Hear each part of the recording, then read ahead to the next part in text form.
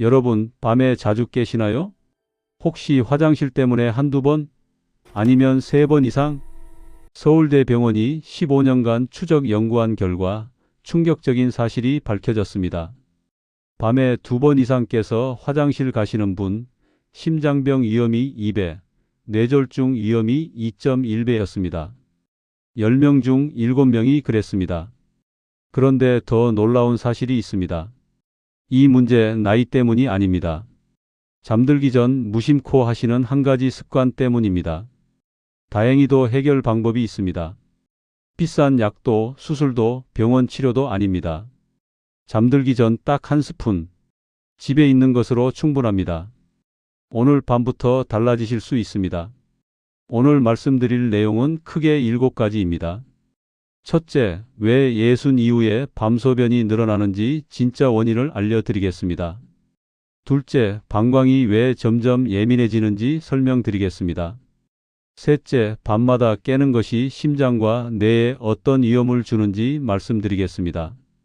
넷째, 지금까지 잘못 알고 계셨던 상식 5가지를 바로 잡아 드리겠습니다. 다섯째, 잠들기 전 한 스푼이 어떻게 작용하는지 과학적으로 알려드리겠습니다. 여섯째, 오늘부터 바로 실천할 수 있는 구체적인 방법을 알려드리겠습니다. 일곱째, 효과를 배로 높여주는 저녁 습관까지 말씀드리겠습니다. 끝까지 집중해 주세요. 많은 분들이 이렇게 말씀하십니다. 나이 들면 원래 그런 거 아니야? 60 넘으면 다 그렇지. 아닙니다. 진짜 원인은 따로 있습니다.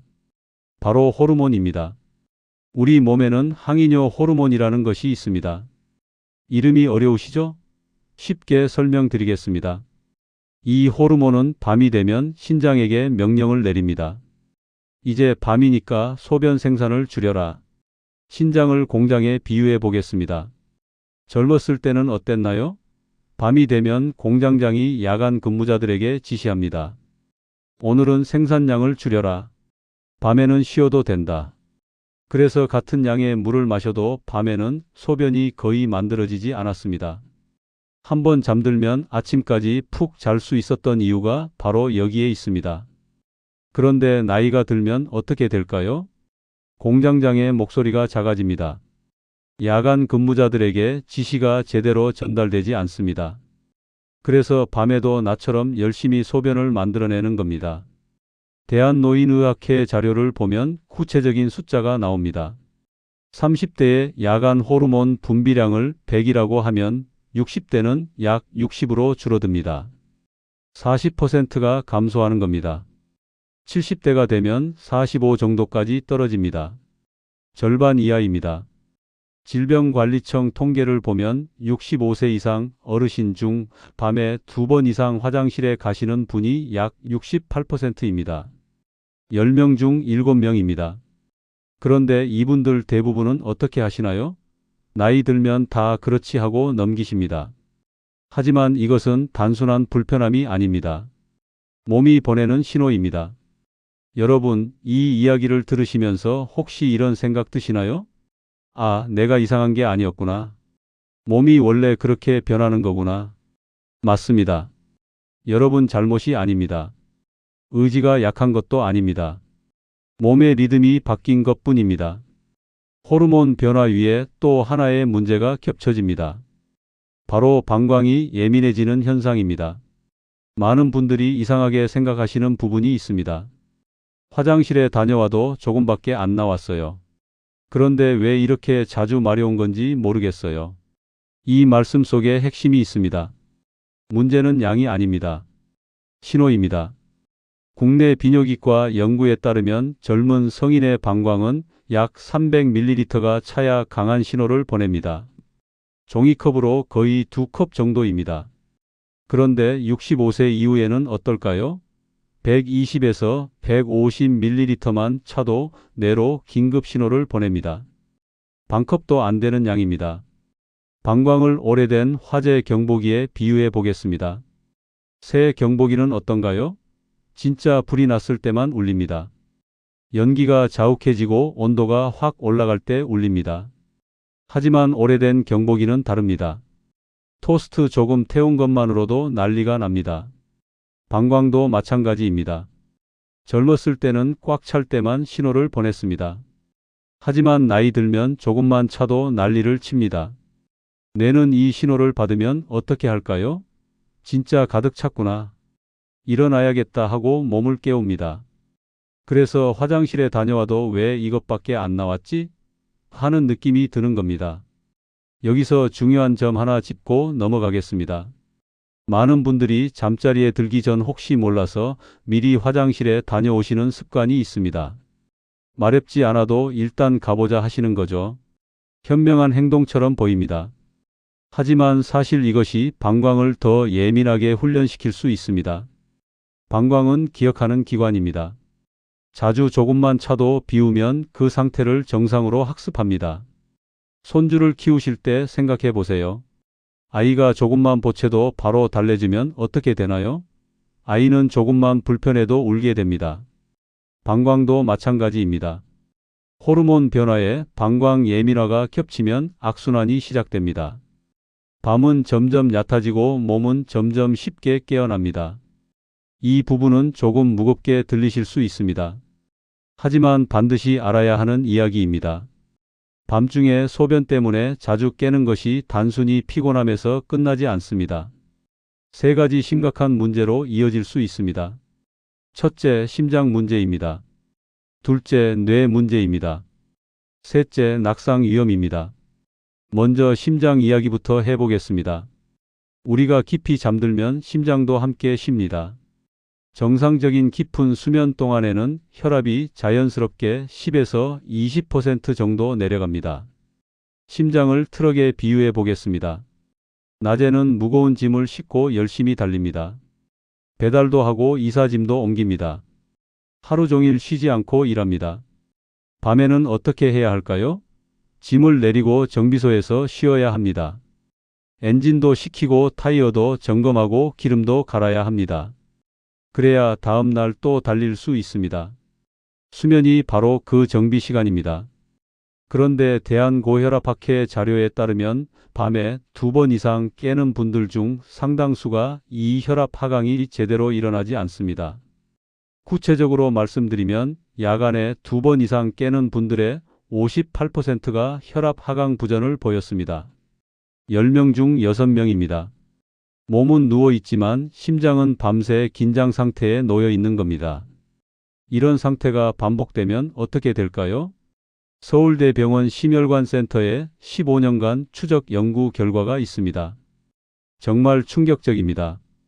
밤에 2번 이상 깨는 어르신은 그렇지 않은 분에 비해 심근경색 위험이 1.8배였습니다.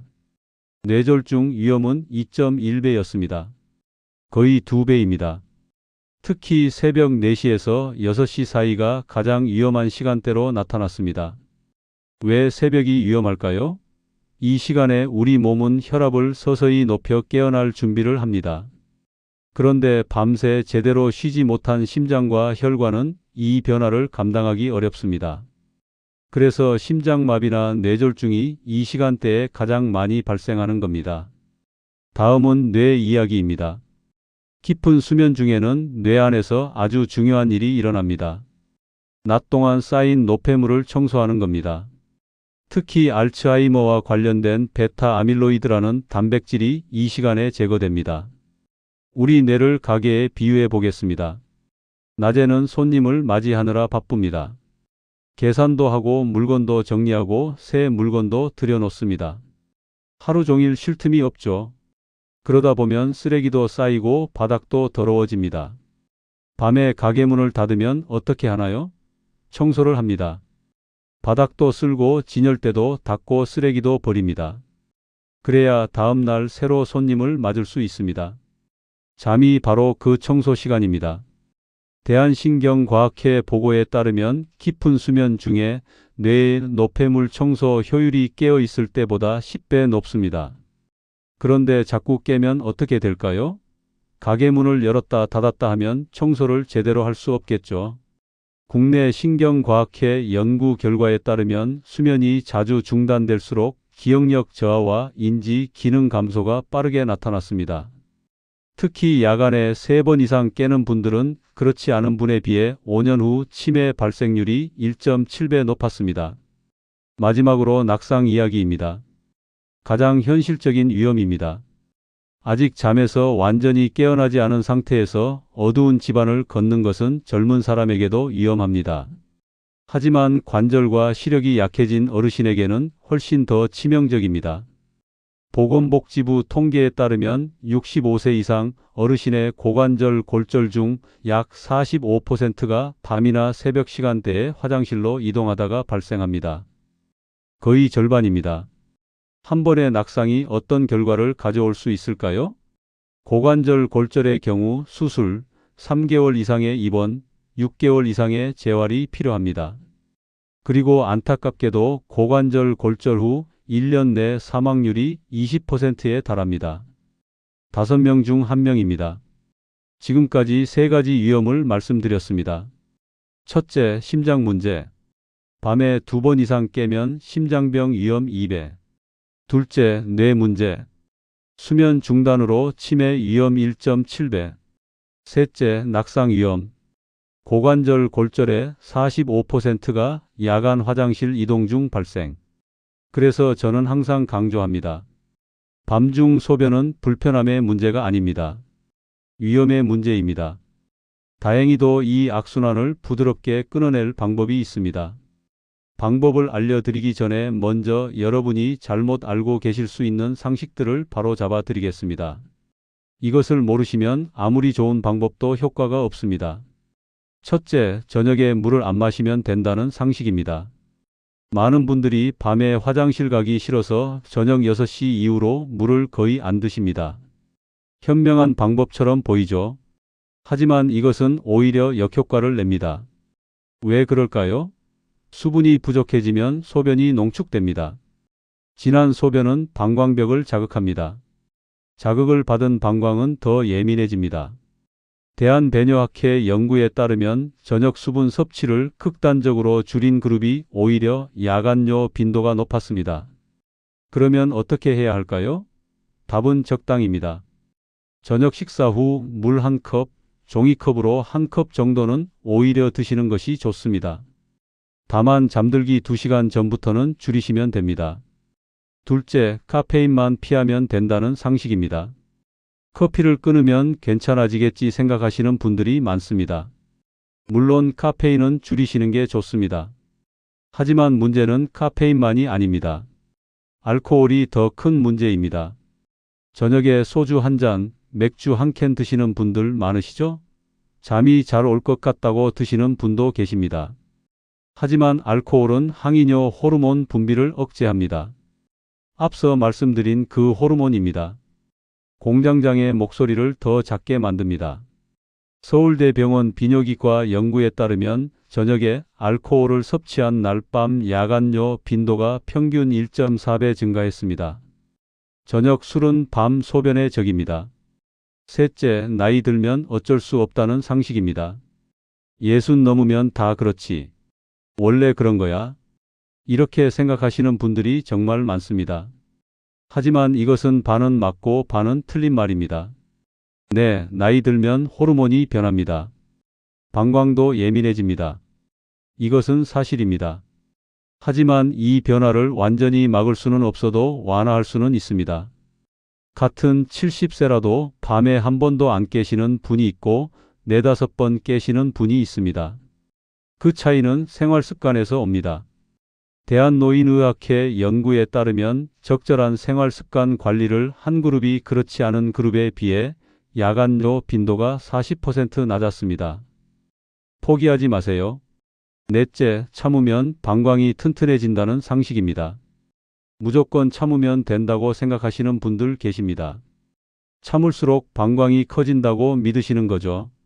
하지만 무리하게 참는 것은 오히려 해롭습니다. 방광이 지나치게 늘어나면 방광벽 근육이 손상될 수 있습니다. 적절한 시간에 배뇨하는 것이 중요합니다. 보통 3-4시간 간격이 적당합니다. 다섯째, 약으로 해결해야 한다는 상식입니다. 밤에 자주 깨면 약을 먹어야지 하고 생각하시는 분들 계십니다.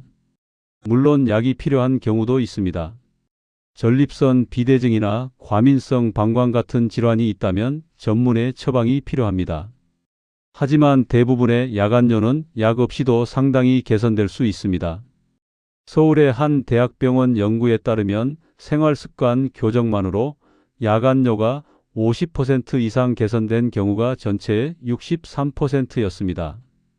약 없이 10명 중 6명이 좋아졌습니다. 이제 드디어 많은 분들이 가장 궁금해하시는 부분으로 들어가겠습니다. 잠들기 전 한 스푼이 어떻게 작용하는지 과학적으로 설명드리겠습니다. 먼저 한 가지 분명히 말씀드리겠습니다. 이 방법은 기적이 아닙니다. 모든 분에게 똑같은 효과를 보장하지도 않습니다. 하지만 몸의 원리를 이해하고 적용하시면 많은 분들에게 도움이 됩니다. 제가 말씀드리는 한 스푼은 방광을 억지로 누르는 방법이 아닙니다. 몸 전체에 이제 쉬어도 된다는 신호를 보내는 방식입니다. 나이가 들수록 우리 몸은 강한 자극보다 정확한 신호에 더 잘 반응합니다. 국내 수면의학 연구에 따르면 노인의 야간 각성은 단순히 소변량 때문이 아니라 자율신경계의 균형이 깨졌을 때 더 쉽게 발생합니다. 자율신경계가 뭘까요? 쉽게 설명드리겠습니다. 우리 몸에는 두 가지 페달이 있습니다. 자동차를 생각해 보세요. 엑셀과 브레이크가 있죠. 교감신경은 엑셀입니다. 몸을 긴장시키고 움직이게 합니다. 낮에 활동할 때 작동합니다. 부교감신경은 브레이크입니다. 몸을 이완시키고 쉬게 합니다. 밤에 잠잘 때 작동합니다. 젊었을 때는 낮에는 엑셀, 밤에는 브레이크. 이 전환이 깔끔하게 이루어집니다. 하지만 나이 들면 어떻게 될까요?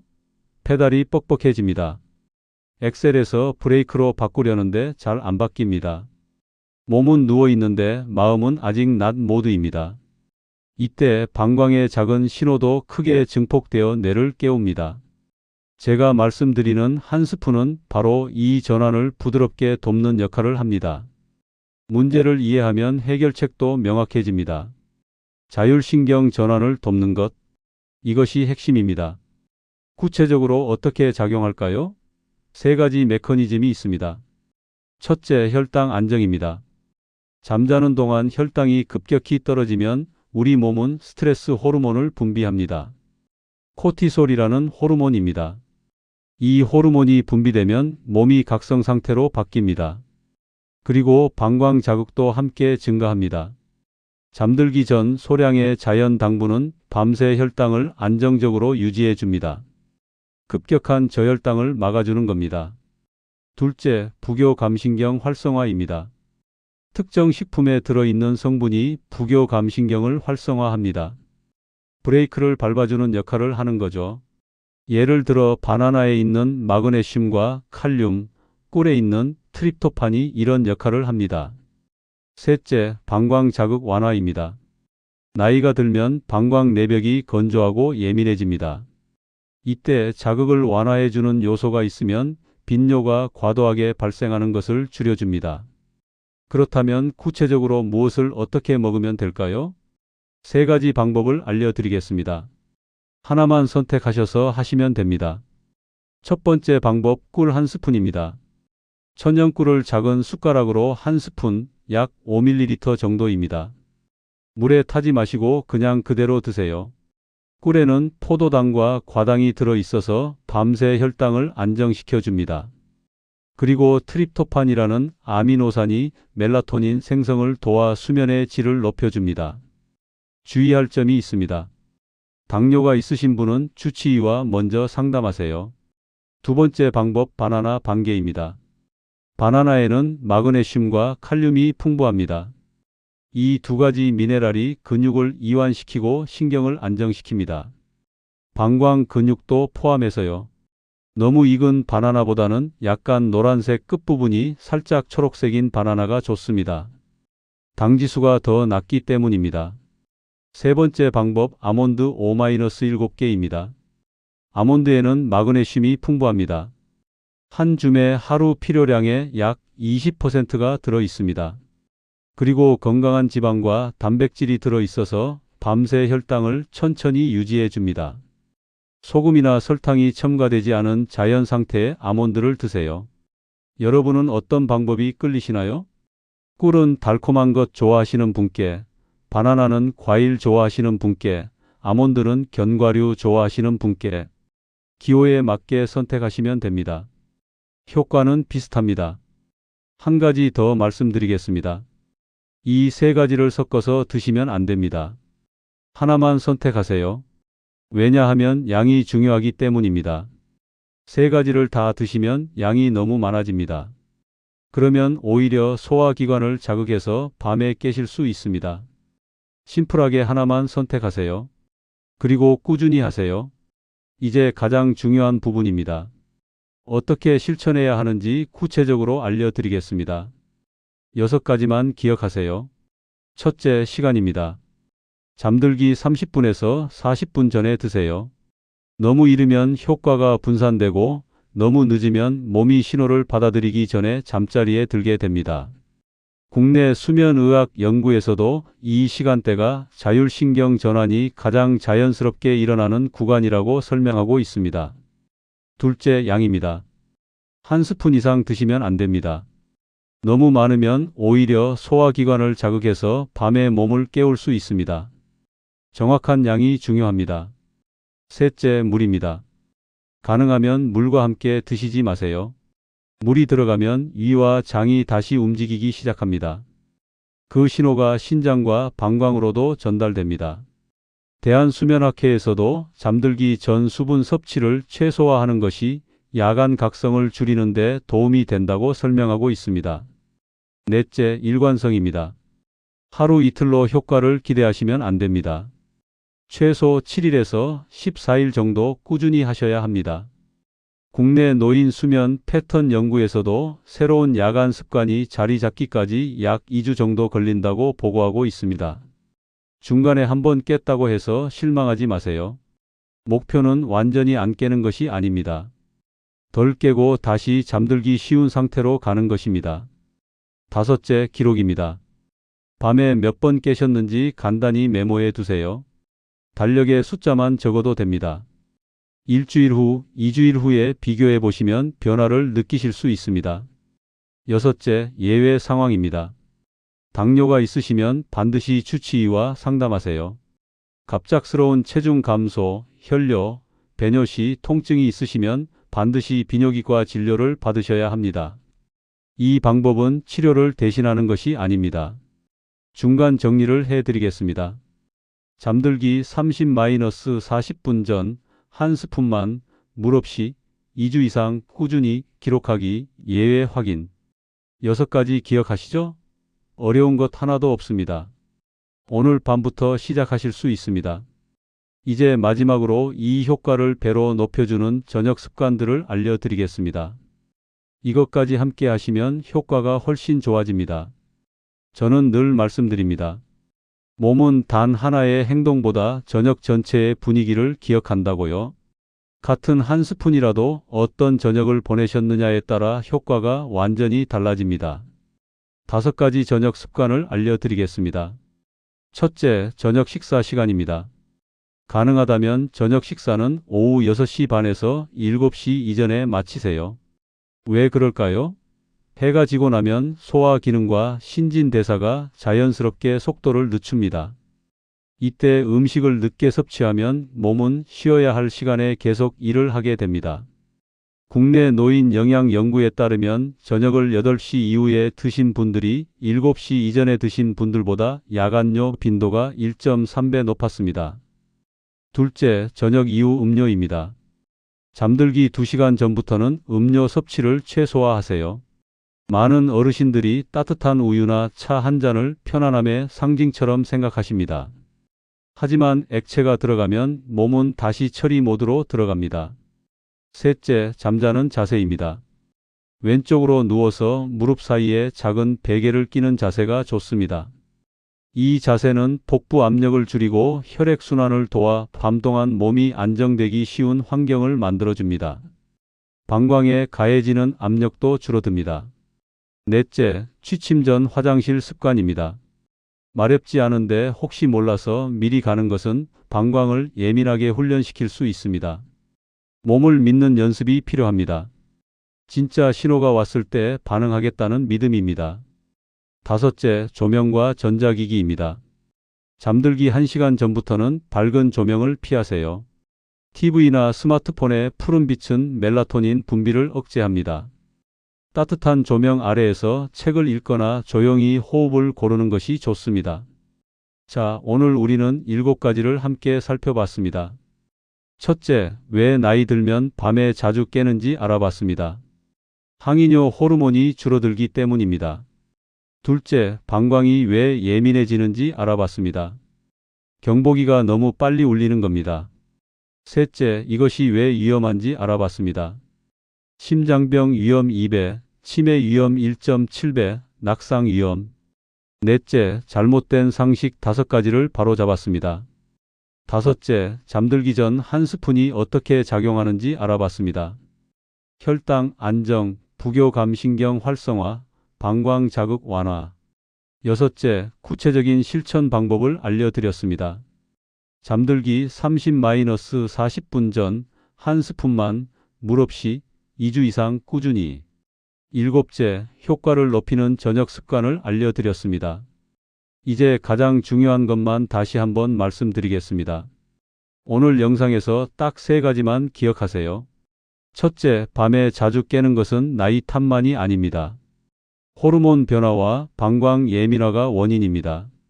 그리고 생활 습관으로 충분히 개선할 수 있습니다. 둘째, 잠들기 전 한 스푼 습관을 시작하세요. 꿀, 바나나, 아몬드 중 하나. 잠들기 30-40분 전에 물 없이 2주 이상 꾸준히. 셋째, 저녁 전체의 흐름을 바꾸세요. 저녁 식사는 7시 이전에, 음료는 잠들기 2시간 전부터 줄이기, 조명은 1시간 전부터 어둡게. 이 3가지만 기억하시면 됩니다. 어렵지 않습니다. 오늘 밤부터 시작할 수 있습니다. 돈 한 푼 안 듭니다. 집에 있는 것으로 충분합니다. 중요한 것은 완벽한 밤이 아닙니다. 조금 더 편안한 밤입니다. 한 번 덜 깨고 다시 잠들기가 쉬워지고 아침에 일어났을 때 몸이 덜 무겁게 느껴지는 것. 그 작은 변화들이 쌓이면 삶의 리듬도 함께 달라지기 시작합니다. 우리 세대는 자식 키우느라 정작 내 건강은 뒤로 했습니다. 먹고 살기 바빠서 몸은 늘 뒷전이었죠. 이제 우리 차례입니다.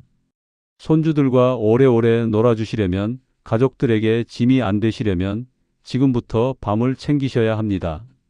60 이후의 건강은 더 강한 자극이 아니라 더 지혜로운 돌봄에서 만들어집니다. 여러분, 그동안 고생 많으셨습니다. 이제 스스로에게 조금 더 친절해지셔도 괜찮습니다. 오늘 밤부터 달라지실 수 있습니다. 편안한 밤 되시길 바랍니다. 감사합니다.